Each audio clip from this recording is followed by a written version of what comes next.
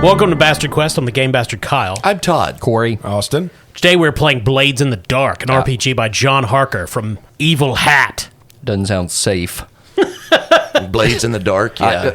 John Harper, not Harker. John Harker is in Dracula. If I know anything about blades, there's 2 rules. Yeah?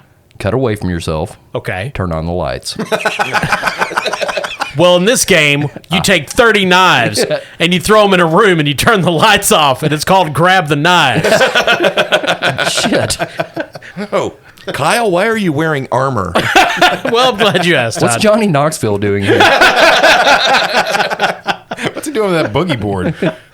No, this is a game about... Oh, gosh, what is this game about? It is a game of gangs and ne'er-do-wells in a dark, haunted Victorian city in a world that's been ruined by some terrible eldritch event in the past. It is always dark and everybody hates each other. And there's mushroom farms. So it's Ohio. Yeah, Ohio. Yeah. Like along Lake Erie where the sun never sets Yeah. because of the curse. Yes. So this is a Forged in the Dark system, which is inspired, I guess, by Powered by the Apocalypse. Ah. And you do play a gang of criminals trying to make their fortune in the underworld of this dark Victorian city. We will briefly review the rules. So, as with any game, most of the mechanics come down to how you make action rolls in this game. Blades in the Dark, in particular, is very specific about how it creates kind of narrative cooperation between the players and the GM. Its rules lay out specifically which responsibility lies with either the player or the GM. And for the most part, things are as you would expect with making an action roll, with a couple of additions to add a little nuance. And this is pretty cool. So obviously a player states their goal for an action. The player chooses the action rating that they want to use in order to make that action. And an action rating is basically the attributes that we have. Rather than general attributes being ranked like Constitution or Strength or Intelligence, much like Powered by the Apocalypse, we kind of have our ability to perform specific actions already ranked.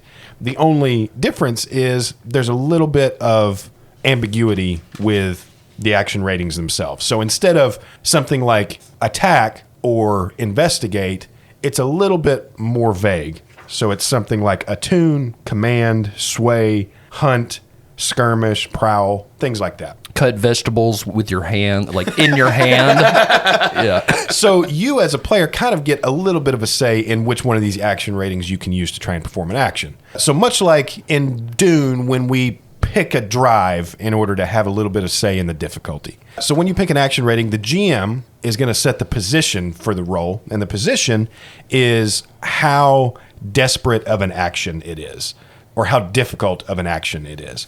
So you may range from an easy task, which gives you a big effect and maybe even bonus effects, to normal, which is just, you perform the action as normal. Most of the rolls are going to fall on the normal side. And then desperate, which is basically what would happen if, a lot of times you guys have heard Kyle kind of fudge the numbers for us a little bit in order to keep the game leaning in the player's favor. I might fail a lockpick roll, and Kyle might say something like, okay, you pick the lock, but your lockpicks break and you can no longer use them. Number one, that's just good GMing. But number two, that's kind of systemized in this game, where Kyle is able to more specifically say, yes, but, or yes, and. Kyle says a lot of shit, though. That's true. He does. That's true. The GM also sets the effect level for the action, which is kind of an extension of that same idea. In addition to performing the action, maybe we get bonus effects attached to it, or maybe we get additional narrative details that we as players get to add. Or no effects? Yeah, or no effects at all. Okay, I like them. And for the actual action roll, you're just rolling a simple D6 dice pool. But there's a catch here. There's absolutely no addition in this game. There's no adding of any kind. It's awesome. We roll any kind of specific number of dice based on our action rating and whatever additional dice we want to add to the pool. But the only thing you really have to pay attention to is whatever the highest number is. So when you roll, you take the highest dice number, and if it's a 6, it's a critical success. If it's help me out, Kyle, if it's a 4 to 5, it's a Partial success. Partial success, meaning a success with probably a complication. If it's a 1 through 3, it's just a failure. So very much like Powered by the Apocalypse. Yes. Yes. See, man, we're experts now. Remember back in the day when we didn't know shit? Now it's like, yeah, gotcha. Yeah. I couldn't even count. And then really everything else in the game is just a variation on that. There's other roles like fortune rolls, resistance rolls to see how something manifests itself in the game, how to make a saving throw. But essentially everything revolves around that same mechanic. And I've got a cane sword. Yeah. Should we talk about that? We'll talk about our characters. Oh, You okay. can talk about that all you want, Corey. Okay. We can also push ourselves for bonus dice or make a devil's bargain. We'll get more into that as we use them. But there are various ways to build your dice pool. But that's essentially it. So my cane sword. Yes, everyone has their character that they're very eager to talk about. Yeah, we made a session 0. That's up on the Patreon right now. Thank you to our patrons. Yeah, if you want to check that out, go to patreon.com/masterquest. Character creation was a lot of fun. It was pretty in depth, but not in a awful like gauntlet type way. With some games like are fucking just brutal. Yeah. But this was a lot of fun. Yeah, but not only was this very elaborate, but it's also laid out very, very well. Evil Hat books are super cool, and I really like the Forged in the Dark mechanic of using playbooks to basically give you plenty of options to choose from, but kind of organizing them in a way that makes it very intuitive to build a character. Yeah, and the books of Evil Hat double as an actual hat. Yep, that is They weird, do if you try hard enough. Yep. but they did it. Everything's a hat when you're dumb. I've you're not often wrong. I've often referred to hair as nature's hat. Shit. I think that's a t-shirt. I've always called it the moss of the head. Yeah. Right. Yeah, you guys remember that? Yeah. Yep. Depending on which way you're pointing, like it could grow, you know. Yeah, That's right. on the west side of your head. Yeah. It's there the moss is. That's why I started balding. No moss. I looked down So many to- handstands. Yeah. All right, before we talk about your individual characters, let's talk about your crew. Because one thing that Blades in the Dark does that not a lot of other games do is you have a sheet, in essence, a character sheet for your party, for your character party. It's your crew. It's your gang that operates in Duskfall. So, Todd, do you want to tell us about the crew? So the name of our crew is Yeah. Killers of Fearsome Character, It's a very specific word choice. or KFC. There we are. Yeah. Our reputation is strange. Is it? It is. And our lair is an aviary that's on top of a crumbling mansion, which we call the Coop. Yeah. Is it not the co-op? We're not a farm store, Kyle, I don't know. although we do sell eggs on the side. Yeah. Farm store. Would you like some eggs? And the Coop, our lair, is located, there's a map of the city, and it's located in Night Market Manor, which, if I remember correctly, is near the train tracks to the Yes, north. it's near the Gedak rail station in the northeast section of the city. Yeah, Night Market is the trade center for exotic goods imported by rail, which most freight is moved by rail in the Empire. And many vendors also trade in illicit goods because the city's all about the crime. So there's a crumbling manor house, one of many in Night Market, and you guys have your hideout on top of it. Yeah. We like the idea of living close to the rails. We've probably got some stupid escape hatch that lets us escape out onto the rails. Maybe. We call the restroom the Famous Bowl. God. Is that right? Yes. Oh, okay. Not far from what the actual famous bowl is. Oh, and should we mention that this city is full of ghosts? Oh, yeah. Kind of important. Yeah. There's a lot going on. So the reason why it's full of ghosts is there was some sort of... This is a typical fantasy world that has moved into its industrial age, but some point in its pseudo-medieval history, there was an apocalypse. The bad guy won. Sauron won. Well, it obviously wasn't called Sauron, but...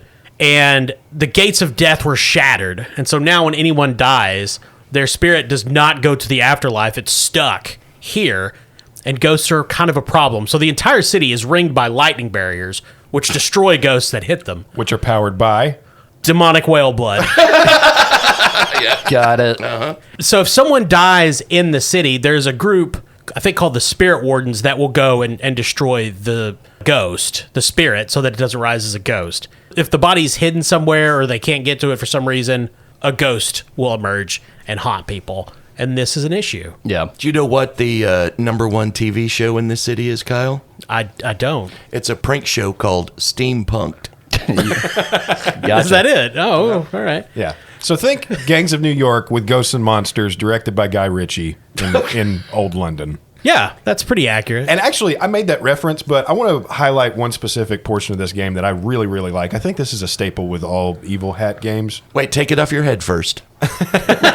Blades in the Dark comes with what are called touchstones. Basically, just a list of references to kind of give you a mood board type sense of the world you're looking at and the characters that you're dealing with and things like that. And it's got references from TV shows, books, video games, films. It's even got a suggestion for a theme song, which you can just pull off of Spotify and listen to. Obviously, we're not using it, but The one I made isn't good enough? I probably prefer it. Fine. But yeah, just a really cool little reference that I wish more games did just to give the player more of a sense of setting. Why is Curly Sue on there?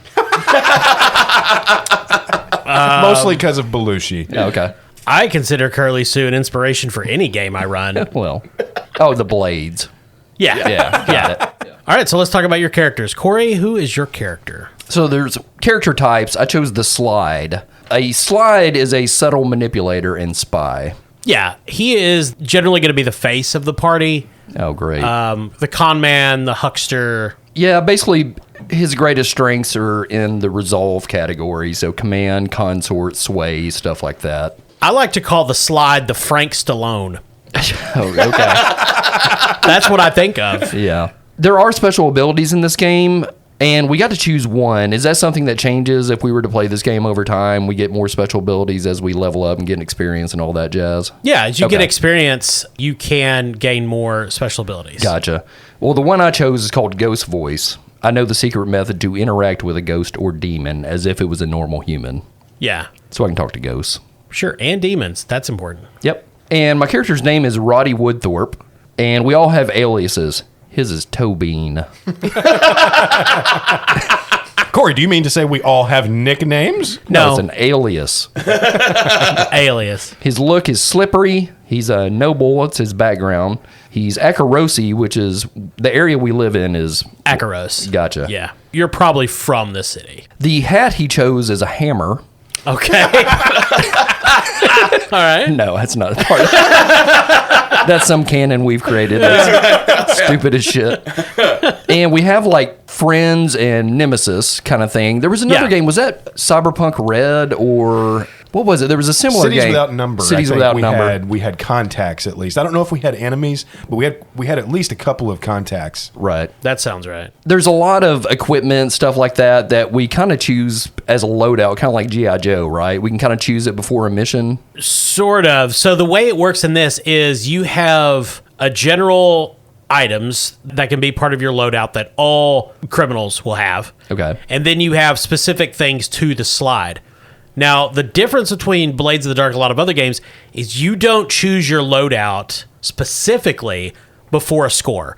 What you do is you choose the kind, like light, medium, or heavy, I think the options are. Yeah, you basically choose the type of load that you want to carry, meaning 3 items, 5 items, or 6 items. Gotcha. And throughout the course of the story, you just, at any point in time, if you need one of them, you notch that one off the list, keeping in mind that you can only do that 5 times. We don't have to requisition specific equipment at the beginning of a job. We basically say, I'm going to be this level of prepared, meaning I'm going to, take a normal loadout. And that means I get 5 chances to just mark pieces of equipment as I need them. Okay. And the difference is if you're carrying a light load, that means you basically look like a normal person. It's assumed that whatever you're carrying is concealed. Heavy is you're a commando about to breach a door. You look like Schwarzenegger at the end of Commando. Yeah. Yeah. And there might be some people turn their heads or run the other direction. Oh no, it's the ghost of John Matrix. Yeah. And medium, somewhere in between. Maybe you can pass yourself off as not being up to no good. You've got a fanny pack or a messenger bag. Yeah, it's a fanny pack full of a flame. It's a flamethrower. But you're Okay, but- wearing it as a hat. Oh, okay. I thought we were done with colostomy bags. All right, Austin, tell us about your character. Yeah, I'm the lurker named Moonlight Mitchum. So lurkers are stealthy infiltrators and burglars. He's the shady one. He comes from an academic background. He's a Skovlander. His look, he's got fancy clothes, but they're very ragged, and you can tell he's maintained them over time. And he's got one of those kind of bandolier harnesses that you can attach pouches and stuff to for various adventures. And his ability that comes from the Lurk playbook is the Devil's Footsteps, meaning when you push yourself, you can choose basically some amazing athletic abilities that help you on a job. I say old Michael Phelps, he's got the devil's flippers. It's true. And that's what I think of. All right. Smokes that devil's cabbage too. Yeah. Criminal. I didn't even know cabbage was illegal to smoke. Todd, what do you got over there on your character sheet playbook thingy? My name is Uwe. I am a whisper, Yeah. an arcane adept, and my alias is the Haint. So whispers are essentially what he said, sort of mini wizards, except they're not short necessarily, Corey. Oh. They can control ghosts with their mind. I can force a ghost to bend to my will. I am from Tykaros. I am a denizen of the underworld, and I also have a chest twin named Nathan. He lives on my chest, much like your Kuato. Wait, Quado's ours? What kind of hat does Nathan have? Nathan is not allowed hats. Okay. They chafe. Yes. My vice is the game of Uno. I think it is the greatest card game ever created in human history. And my purveyor of Uno is a spirit by the name of Salia, who possesses my chess twin Nathan so that we can play Uno together. Nathan refuses to play Uno. I have my own special deck of Uno cards, each one handcrafted out of balsa wood and featuring the likeness of comedic genius French Stewart. That's cool. What a deck. Your character's basically Gladys Knight. Yes. What is happening? Todd made a good point. When? Ever? Well, just in bringing up, each of our characters has a specific vice that we use to relieve stress That's true. throughout the game. So Todd's vice is ultimately classified as weird because No. he uses witchcraft to play with his Quato, and which sounds much more awful than I intended it to. Yeah, you never want your parents to catch you doing that when you're young. Also, my look is that of a mask-wearing sex freak from the movie Eyes Wide Shut. Except my mask is modeled after the visages of Empty Nest star Richard Mulligan. Ah, yes. So Mitchum's vice is gambling, and he likes to go to a place known as Sergeant Velk's Fighting Pits in Dunslough. And Tobin's vice is luxury. He goes to a restaurant a lot. Is it a ghost restaurant? or- He's essentially fucking Orson Welles. He's just drunk and Yeah. Well, the difference between Tobin and Orson Welles is Tobin is very lower class and doesn't have a lot of money, which is why he's now an assassin, so he can support his cheesecake habit. right. Yeah, the Golden Plum restaurant is where he hangs out. It is the cheesecake factory of this world. Yeah. Of course. It is dark in Duskfall because it's always dark on account of they broke the sun along with the time that they broke the gates of death. Mistakes were made in the past. And that's about 45 pages of lore summed up in one sentence. Yeah. It was November 2024. Donald Trump had been reelected. Look, all I'm saying is the Akarosi Empire is not batting 1,000. Yeah. They've had some big misses. You are at a tavern called the Harping Monkey. Okay. It is in Night Market. You guys are in a private room on the 3rd floor. This tavern and eatery is just down the street from your crumbling manse where you have your aviary, because you are meeting one of your crew contacts, a sometimes employer, Lady Ermina. What is everyone drinking and eating before Lady Ermina arrives? Todd? Kool-Aid.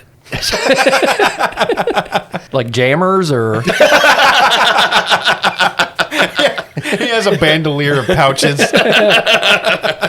Toe Beans having chicken. Yeah? Yep, got to stay on brand. Yeah. The drink? Yeah, well, the drink is actually it's like one of those bourbon drinks that has like egg whites in it. Oh, yeah. Yeah. Frothy, out of a jammer pouch. Everything in this world is you have to puncture with a sharpened straw. It's all prepackaged cocktails. Oh yeah. I mean, the sharpened straw is a blade at the end of the day. That's awful. It is a post-apocalyptic wasteland. Oh, god damn. Austin, what is Moonlight Monaghan Mulligan drinking? Well, it's a Mitchum. Mitchum's having him an Irish car bomb. So an Irish car bomb, you would have to drop the shot into a Guinness. Yeah. Yeah. So is there like, are you pouring into the straw? Is that? Right, because everything's strawed. I think you have to use there's a funnel that has a sharp pointy end. And I see. You punch it in one, and then you use the straw and you pour one into the other. Everything's a blade in the city is what we're saying. Everything is blades and pouches. So this room itself is oval shaped, and it has one of those doors that just seamlessly blends into the wall. It's not like it doesn't have an inset frame or anything. There are electroplasmic lights on the wall, this elaborate fresco on the ceiling. It's a very nice place. You guys can only afford to come here because Lady Aramina picks up the tab. I'm picturing a Victorian setting, but anything illuminating or electric looks like that Kenneth Strickfaden mad scientist equipment from Frankenstein. Yeah, there's nothing elegant or aesthetically pleasing about most of the technology. It's a little different here in this because this place is nice, but So is this world, are there just ghosts flying around like fucking Hogwarts? Like, No. Okay. no. Ghosts are not incredibly common in Duskwall because they have so many means by which to get rid of them.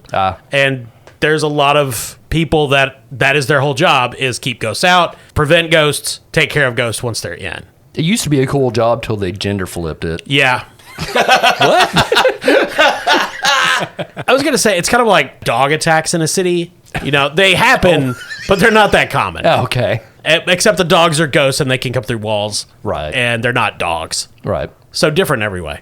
The door opens. Lady Ermina walks in. She is a short, plump woman with a very elegant, expensive dress, a valet, and a bodyguard. The bodyguard comes and stands inside. He's a hulking brute. You've never learned his name, but you've met him many times. The valet stays outside. She comes, sits down.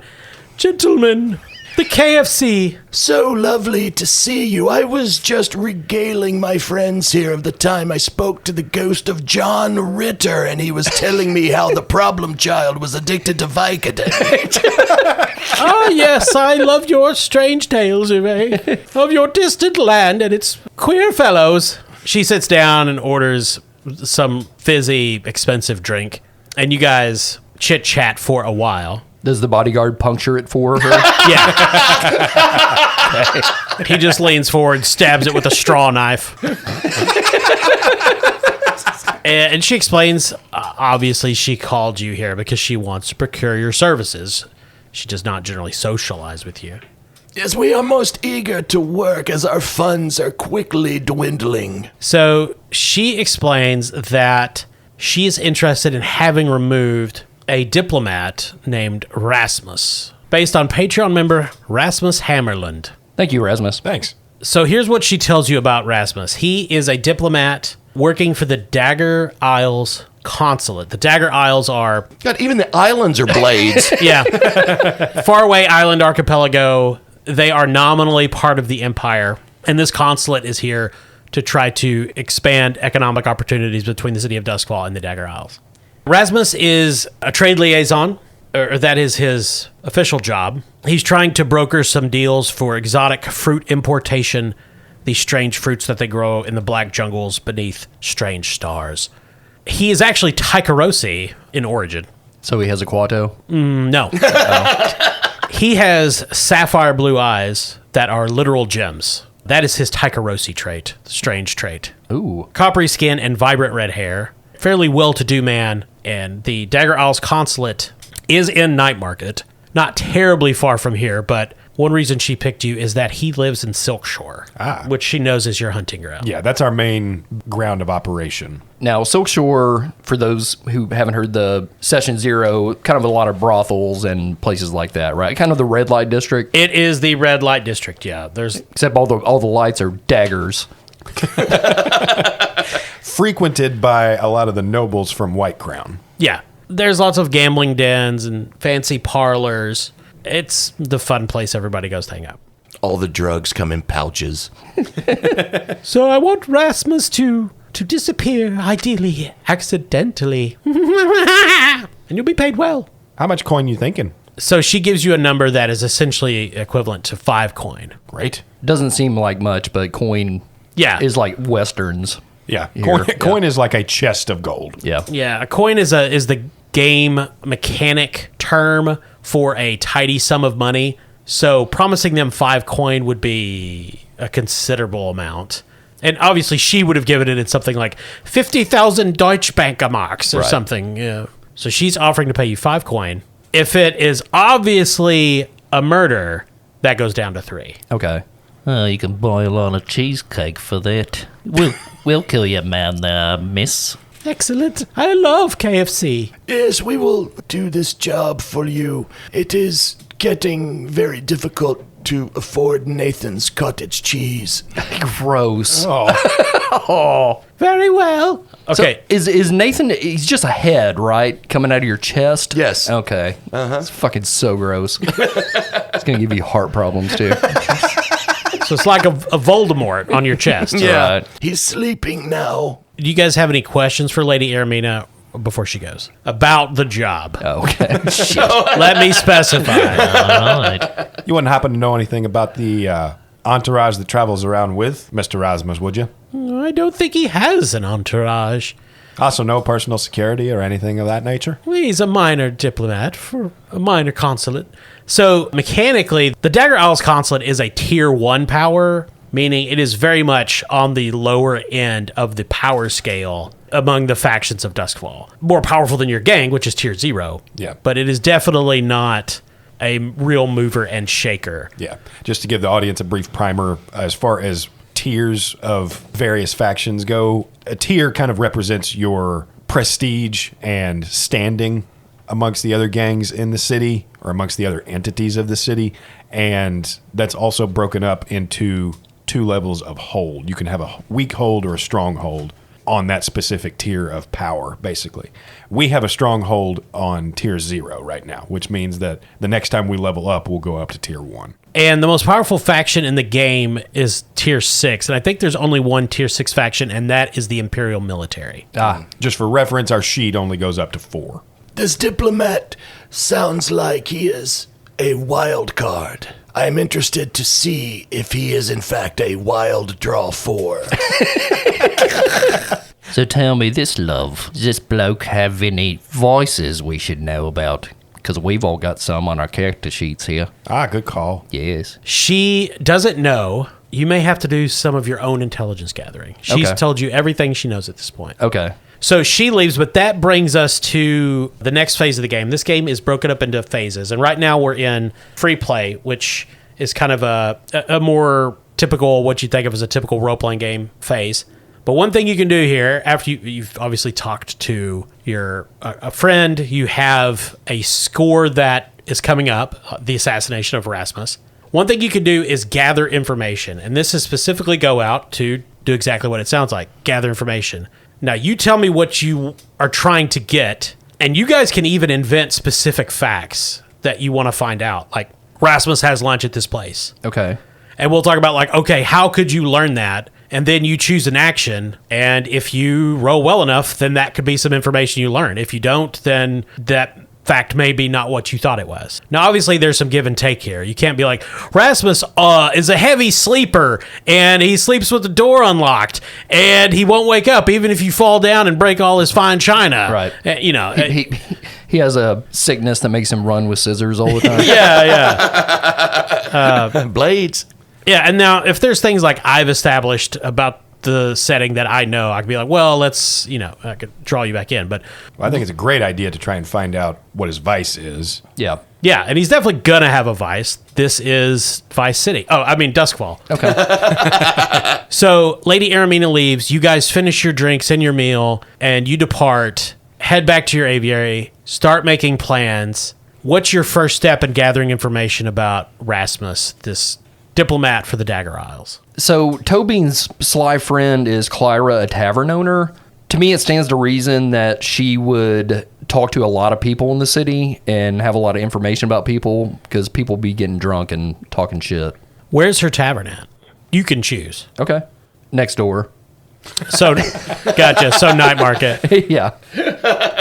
So we'll say that it's actually in the basement of the mansion, the crumbling mansion where your aviary is. Oh, cool. And it's the basement, and there's a sub basement that's always flooded. And this is a very low class establishment. You meet Clyra. She's behind tending bar. Yeah.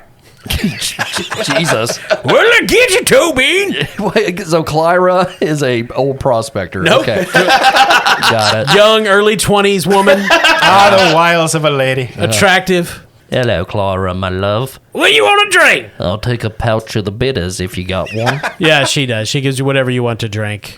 She's your friend. Tobin takes the pouch, throws it into the air, and hurls the straw at it. And it punctures perfectly. Yeah. Assassin. So what information are you trying to specifically get from Clyra that she may have heard? Well, I'm going to present it as just trying to get information. I think I know her pretty well, and I think she knows what our job is as the KFC, to deliver fresh, mouth-watering chicken with every...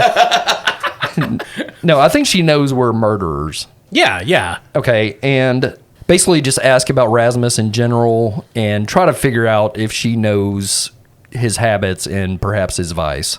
Well, I'm going to say, yeah, she could know that. And what I'm asking is, you tell me what you think his vice is, and we'll roll dice to see if you're right. Okay. Kyle, I'm going to make a question about general knowledge here. Sure. So everyone in the city is going to be at least a bit fluent in getting around, understanding the world around them. What do we generally know about the Dagger Isles? Your character, you wouldn't know anything that you hadn't read in the newspaper. It's a tropical land. It's far from Akaros and the Imperial Heartland. It is a Imperial colony full of people thankful that they were conquered and brought into the light of civilization. Light in a general sense, because, again, this world has no real sun. Yeah. Okay, well, the vices listed on here are broke down into categories. There's faith, gambling, luxury, obligation, pleasure, stupor, and weird. Yeah. Can we say, and I'm not sure which one this would fall under, but he's really into acupuncture, Yeah. Okay. like addicted to it. So, Like if he's not getting poked, he ain't happy. To me, that falls under luxury. Yeah, okay. so okay. he's like just a big old walking pouch. Right. Yeah. Like someone who constantly goes and gets collagen injections and acupuncture and... Right. Roll. I think this is definitely consort. You're consorting with a friend or a contact. Okay. Roddy has a 1 in consort. So I just roll 1d6, is that correct, Cole? Yeah. You just roll 1d6. And do we help at all? And does consorting with a friend provide any bonus dice or anything like that? So you can help in a score. In gather information, I really wouldn't let you do it It's just unless based it on was existing resources, really. yeah, and unless it was something really exceptional. Okay. Okay, I'll roll my d6 then, as you've commanded. That's a 3. So for a gather information roll, a 3 or 1, 2, or 3 would be limited. You get incomplete or partial information. More information gathering will be needed to get all the answers. So Clyra knows that this guy is into acupuncture, which is very common in the Dagger Isles, but she doesn't know his acupuncturist. And there's a number of places in the city that might provide those kinds of services. All right. Well, then, fellas, I suggest we send the Lungers out to figure out which acupuncturist it is. What's a longer? So the Lungers are a small skulk gang that we have at our disposal. We call them the Lungers because their flaw is that they have asthma. Oh, yeah, that's right. But their edge is that they are inconspicuous. So they're kind of ideally placed to just be able to skulk around and find information for us. So a gang has a scale and quality. Obviously, their scale is 0. And their quality is always equal to your current crew tier. So it's your crew tier is 0. Now, if they do something relevant to their edge or flaw, that could get some conditions put on it. I'm going to say them skulking around and eavesdropping is a good way for them to learn about Rasmus. Okay. So I'm going to say that'll bump you up a tier for the roll, so you can just roll 1 die. Okay. And everything's a D6 in this game, right? Everything is a D6. The only die in the game is a D6. Well, I rolled a 1. I'm glad Austin is rolling for the gang. Jesus. So they follow Rasmus a couple times, and they don't these guys, sometimes their asthma slows them down. Really? Yeah. And they followed him from his home in Silk Shore. They left their inhaler pouches at home. Yeah. And they can tell you that his acupuncturist was not in Silk Shore, and they followed him through Crowsfoot, but they lost him in Six Towers. And they think it's somewhere there, but they don't know for sure. What is Six Towers? What kind of part of town is that? There's just Six towers? 6 towers. Okay. There's no more buildings other than that. No. So that is the district directly to the west of the night market. Okay. Yeah. There's actually 13 towers, but it's like some 2 towers shit where it's Yeah. like, wait, which towers are they talking about? So Six Towers used to be the most rich and lavish part of the city, but it has now fallen on harder times, and a lot of the buildings are just dilapidated and derelict. But obviously there are still functional businesses there, and people live there. After those 2 towers got hit by dragons and went down. Yeah.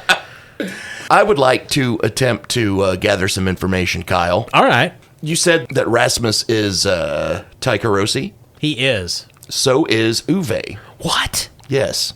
I will reach out to my fellow Tycherosis and see if any of them are familiar with this Rasmus's habits. Ah. Todd, where do a lot of Tycherosi hang out? We'll keep it limited to Silk Shore. The Jammers Bar. Okay. Or in Six Towers, is it known as the Capri Sun? Ooh. Lack thereof. Uwe goes to the Jammers Bar in Silk Shore, which is Tycherosi. There's a Tycherosi doorman. I picture this kind of like this world's equivalent of a tiki bar. Yeah. Now, Todd, what is your weird trait as a Tycherosi? Oh, it's my chest twin. Oh, that's right. It's Nathan. So when you go to the barman, he looks you up and down, and with your clothes on, you look normal. And the doorman says, it's got to be Tycherosi to get in here, pal. I unbutton my shirt. Oh, my God! Oh, I'm so sorry. Yeah. He opens the door. Get in there, you freak. That's another Tycherosi Yeah, saying yeah, this. yeah. What's his shit? Get in there, you freak. He has pointed ears. Oh, okay. And by the way, Nathan is still napping because I have not figured out what he sounds like yet. Okay, so. got it. Todd is the mutant with the shitty power in X-Men. Right. There are other Tycherosi who have eyes a different color. Right. Yeah. I'm Wolverine. I got claws. I'm Cyclops. Shoot a laser beam. I'm Bob. I have one spine that juts out of my ear. It's fucking Cypher. So I am going to use my consort to talk to my fellow Tycherosi and find out more about this Tycherosi diplomat named Rasmus. Yeah, you work the crowd. You go from table to table over the course of the evening, buying drinks. Now, you don't have consort, so there's going to be a new, well, not a new mechanic, but a bit of a twist. If you can use any of the actions on your playbook in Blades in the Dark, even if you don't have dice in them. And since Todd doesn't have anything in consort, he rolls 2d6 and then he takes the lowest. So if he rolls 2 6s, that's great. Fuck. I rolled a 6 and a 1. Nice. Can Nathan roll too? He just spits out some dice. By the way, one thing I do want to mention about this game, if you do plan on playing it, the dice are actually blades and it hurts. Yeah, we're using only the sharpest of the Norse Foundry dice tonight. They're essentially the Lament configuration. We have such blades to show you. So you get bad news as you're talking to these Taikarosi. One of them tells you, yeah, they know Rasmus, and he goes to a place called the Grey Maiden. And this is a spa and sauna. There's acupuncture and mud baths and all sorts of fancy schmancy, treat yourselves type stuff. Unfortunately, you've heard of the Grey Maiden, and it is owned by a consortium of Leviathan hunters. So if you hit him here, and it's become known that you did it, that would hurt your faction status with the Leviathan hunters, which is already at -1. That's another fun mechanic to this game. There's a bunch of factions, and as you progress, you can gain favor with them or lose favor with them and stuff like that. It was a similar thing was with Root that we played. Yeah. Where Roots was with individual characters. Roots? Did I say Roots? Kunta Kinte. That's where I was going. Oh, God. Yeah, this is kind of just a representation of our standing with each of these gangs. And it's possible that we can get a lot of help from certain ones, or that we could go to war with certain ones. And the Leviathan hunters, that's the faction that take battleships out to fight demon whales for their blood. Cool. And they're quite powerful and wealthy, and they already don't care for you that much. So this doesn't take the Grey Maiden off the table. It just means there could be some added consequences if you try to kill this guy at the Grey Maiden and you screw up. Okay. Well, we don't necessarily need to kill him there, but we can maybe tail him from there. Yeah. I think we could take the risk anyway, because we only get paid 5 coin if we can manage to make it look like an accident anyway. Well, we could find out if anybody else is looking to 9/11 around here. See if they could knock down the building he's walking past. Got to get the timing just right there. That's good. The plans. A lot of people don't know the entirety of 9/11 was just to knock off this one dude who was walking by on the sidewalk. One specific guy. They got him, but His only crime was he owed Muhammad Atta $30 for All the other Al Qaeda's planning the crime, and Otto's just thinking, yeah, I'm going to get Bruce. Death to Dennis. all right, everyone. We knocked down the tower right as he's walking by. But what if we miss him? Well, we'll hit the second one just in case. So you have some information now. You probably do need more, but that does raise the question, do you want to make this look like an accident, or are you just going to go for the 3 coin and just murk this dude straight up? I say we go for as much coin as possible. Sure. I love the Hitman idea of trying to make this look like an accident. Yeah, okay. So, next question, are you going to do it the Grey Maiden, or are you going to do it somewhere else? somewhere else. Yeah. We know he goes to the Grey Maiden, so we at least know his location, and we can at least follow him somewhere. Now, one key concept of Blades in the Dark is you don't have to scheme out everything to the utmost detail. What you need is a plan and a detail. The detail in this case could be tail him from the Grey Maiden and handle it there. And we assume that your characters have a plan. Yeah. That's elaborate and complex. Right. We just don't figure out what it is at the table. Because for narrative purposes, we don't even exactly know where we're going to start within the score. There's a mechanic where you roll for your, is it position?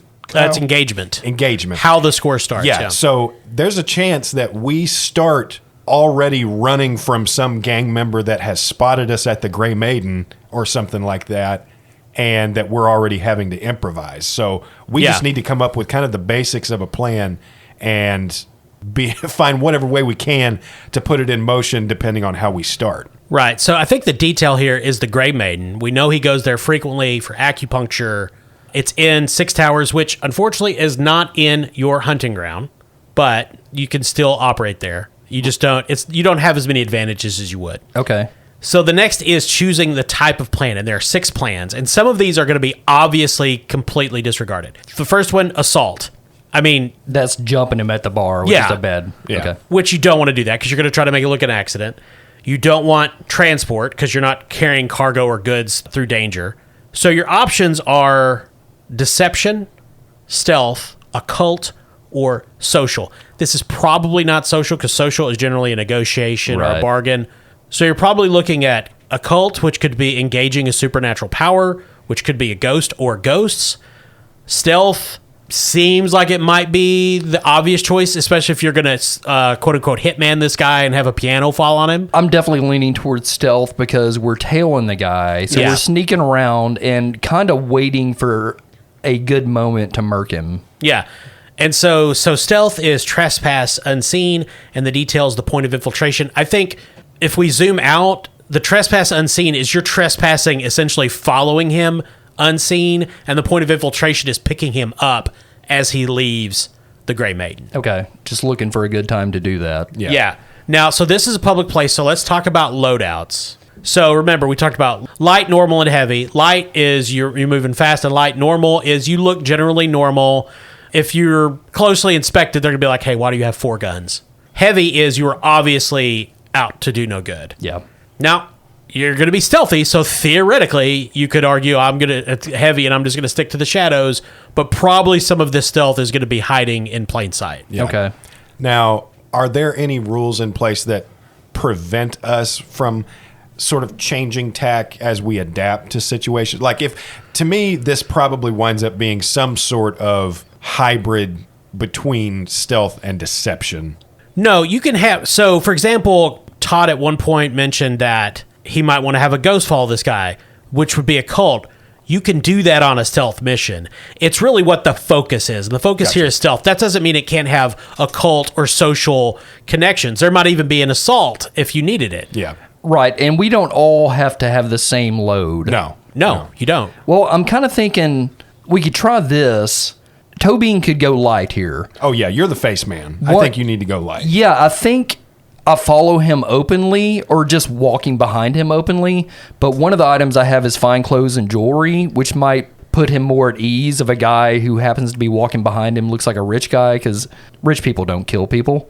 Yeah. They yeah, pay somebody to do it. Yeah, he's not going to pay as much attention to an obviously rich guy as he would a dirty hobo. Right. So I'm walking behind him, keeping an eye on him while the other two lurk in the shadows. I will probably take a normal loadout just because I'll probably be the one prowling across rooftops and sneaking into vents and shit like that. Right, that's your deal. Todd, what do you think? I'm thinking normal. Okay. The next part is the engagement roll. And as Austin alluded, this essentially starts us in media res in the score where things have either gone right or wrong. And the engagement starts always at 1 die for sheer luck. Who's going to roll the engagement roll? You guys want me to roll? No. I'll do it. Cool. All right. So Todd, take a 1d6. No. We build the engagement pool. Oh, So you start at 1 die. gotcha. Is this operation particularly bold or daring? It's definitely not bold. Yeah, I think it's pretty standard assassination. Yeah. Sure. Is it overly complex or contingent on many factors? No, I don't think so. We're just waiting to find a good place to kill him. I would only argue that it does have a complicating factor in that we somehow have to make the elaborate ruse that it's an accident. That's true. Uh-huh. Todd, take one of the die away. Oh, no. So you have 0 dice. Okay. Which means if that stays at that, you'll roll 2 die and you'll take the lowest. Okay. Never mind. I'm not going to speak anymore. Thank you. Does the plan's detail expose a vulnerability of the target or hit them where they're weakest? I mean, that's the plan. We're looking for a good place to get him where he's alone and Yeah, this is based around his Vulnerable. vice. Yeah, I think he's vulnerable coming out of the acupuncturist. He's relaxed.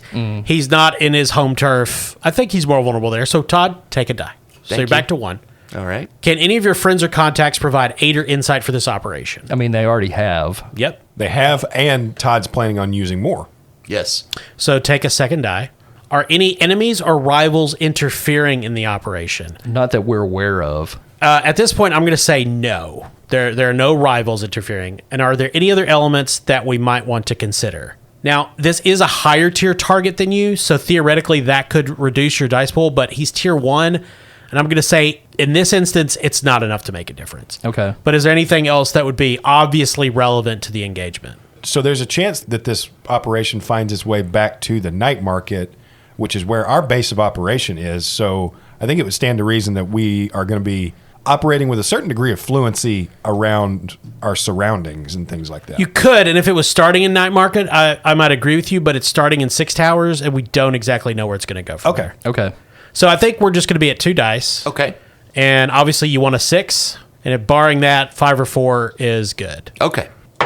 That's a 4 and a 1. So you take the 4, you take the highest, which is a mixed result. You're in a risky position when the action starts, but it's not as bad as it could be. Okay. So just for general purposes, Kyle, do you want to tell everybody what the engagements can be? Yeah, if you roll a 6, it's a good result. You're in a controlled position, which everything is going your way. Everything's coming up Millhouse. 4 or 5 is a mixed result, and then 1 or 3 is a bad result. You start in a desperate position.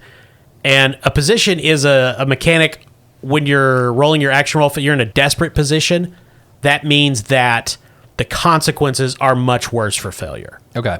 So you got a 4, so it's a mixed result. Tobin is following Rasmus through the streets of Duskfall. It's dark, as of course it always is, lit by the glow of electroplasmic lights. You're working your way through 6 towers. This is the equivalent of what we would think of as the night cycle, meaning most people are off of work, restaurants are opening, bars are, of course, full to capacity. On the rooftops above, Mitchum is sprinting to keep pace, ducking behind chimneys, watching Rasmus. We don't yet know where Uwe is. One of the things is we don't have to know exactly where your characters are. They can kind of come into a score. You can essentially roll them in when it makes sense. You're following over a bridge, not towards Silkshore or Night Market, but into White Crown, which is where the richest of the rich live, the nobility, the well-to-do, where your reputation, perhaps, is not as great as it could be since you've assassinated many friends and relatives of the people that live here. And the Imperial military guards the bridges to White Crown. Rasmus shows his identification cards to these uniformed, well-armed soldiers on one of the bridges over the canals. He goes forward, and the first obstacle is you guys going to have to be getting into White Crown to finish following Rasmus and deal with him. But we will pick that up next week. Okay. All right. I can feel Nathan beginning to stir. That's alarming. So far, what do you guys think about Blades in the Dark? Fun. It's cool. I like I it. really like this very cinematically narrative structure a little bit. It kind of skips over all the boring planning the job steps, and it really just kind of lets us deal with, the third act reveals of the Ocean's 11 score, as it were. It lets us kind of just role play the most interesting scenes. I like its simplicity. Yep. Pretty fun. Yeah. Good. Yeah, I like it. It's one of my favorite systems. Probably top 10, for sure. Cool. If you're looking for a gift this year for your chess twin, why not get him some dice? NorseFoundry.com. Go there, and they've got just literally all different manner of dice and all different manner of materials. And when you choose your dice or your merch, when you're checking out, enter promo code CHAM, that's CHAM, and receive the Bastard Quest 10% discount. That's NorseFoundry.com. Fuck yeah. If you try really hard, the dice can be a hat. True. If you get enough, string them together, put them in a net. I look really good in my dice tiara. I've always thought so. Thank you. And we would like to thank our sponsor, Barrel and Bond, 100 Broadway Street in beautiful downtown Paducah, right there on the banks of the Ohio River. The urinal is a knife. There's been a lot of complaints. Yeah. Well, just don't sit on it. Hey, pour some bourbon on your head and call it a hat. There we go. But mostly we want to thank you, our listeners, and all our Patreon members. We do appreciate it. God damn, thanks. Thanks for listening. I'm Kyle. I'm Todd. Corey. I'm Austin.